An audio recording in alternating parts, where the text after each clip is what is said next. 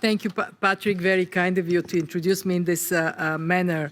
I'm so thrilled to join President Tshisekedi and my dear brother Akin Adesina, who has been a fantastic leader for an institution that has put not only adaptation, but the broad objective of African-led development so squarely on the map. There are presidents, leaders here that have for years wrestled with tough challenges, never, ever bringing spirit down, always believing that we can, we must, we will do better. And I'm very honored for my institution to be your partner. Let me make 3 points since we are already quite advanced in time. The first one is that we are embracing resilience because we do live in a fast-changing and more shock-prone world. It is a must to build resilience of people that are educated, healthy, with good social protection when a shock hits, the resilience of our planet, our ecosystems, so it can continue to sustain humanity, and of course the resilience of our economies and our financial institutions. And that policies for resilience is what we have embraced in the IMF, and I'm proud to say we lead on. When we talk about policies for resilience, we recognize that we have the economic skills to make the case for putting them in place in a way that is efficient, effective, makes best use of money. What does that mean? We look for ways in which adaptation is more than adaptation. Adaptation can help with mitigation. When we protect our forests, when we restore the mangroves, they do so much to adapt our communities, but they also sink carbon. And the world, President Tshisekedi, the world must pay for that.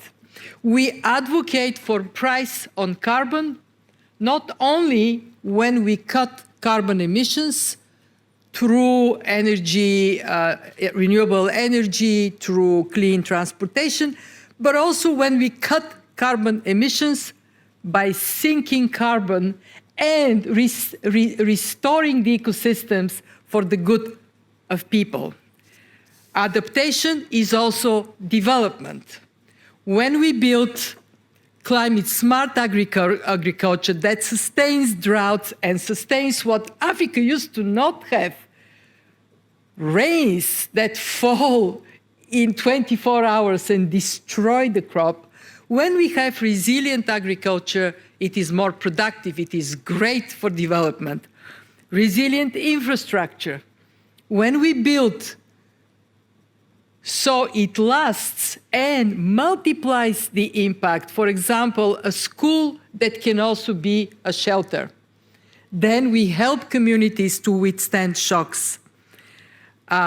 When we empower women, African women are the strength of the continent.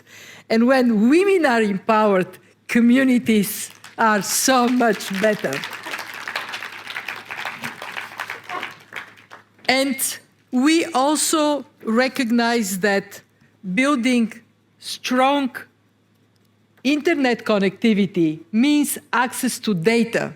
And if a drought is coming or rains are coming, we know it in advance, and we can use data to improve the performance of our economies.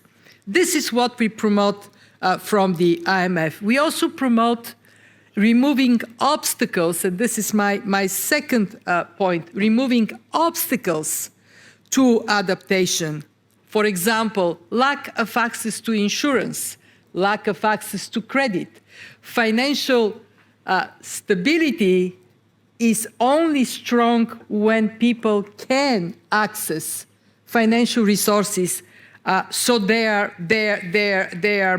families and their communities are stronger. And my third point is about money.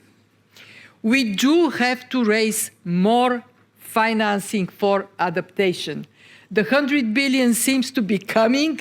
Bravo. We heard earlier in an earlier session that we might be there, but they would only do good if they go where they would make the biggest difference. And that means fairly splitting for mitigation and adaptation.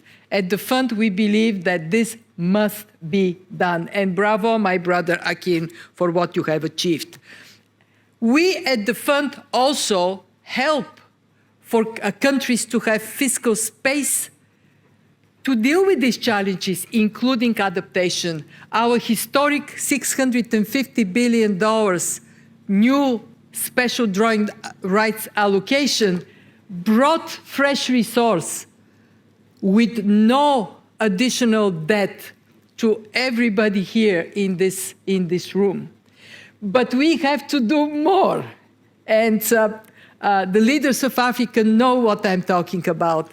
Make sure that part of the SDRs that went to countries that don't really need it can be moved to countries that need it for poverty reduction and, yes, for climate resilience. We are creating a new resilience and sustainability trust that will provide long-term financing for countries so they can take the turn to a more resilient future. There is a phrase I love, Ben Okri. We can redream the world and make the dream come true. And that is what we have to do, or otherwise, the women in Madagascar that have seen no rain, they would be having nightmares. So for a dream that comes true for the betterment of all. Thank you.